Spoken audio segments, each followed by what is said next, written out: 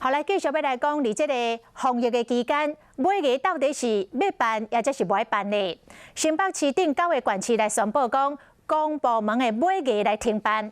结果台北市长郭文体是甲新北市来呛讲，这个公部门的买艺来停办，但是私人企业的买艺无受到限制，安尼真奇怪呢？新北市长侯友宜回应讲，应该是预防抗疫治疗。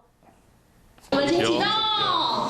新北市长侯友宜、政务委员东方共同宣告，第4届亚太社创高峰会4月份将伫新北市举办。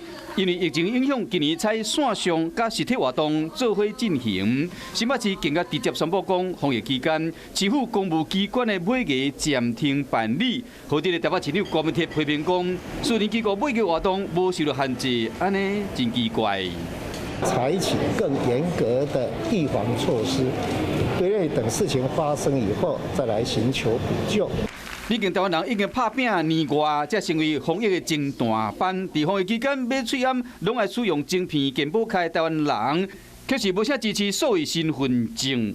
所以政府东方表示讲，相关的作业目前拢要伫准备。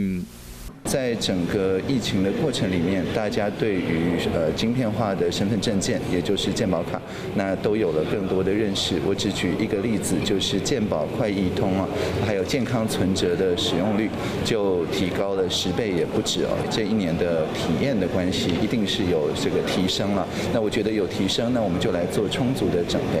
疫情期间，政府用公开、透明、甲深切的方式，甲民众沟通，效果袂歹。未来敢要用同款的模式，加强民众对数位身份证的认识。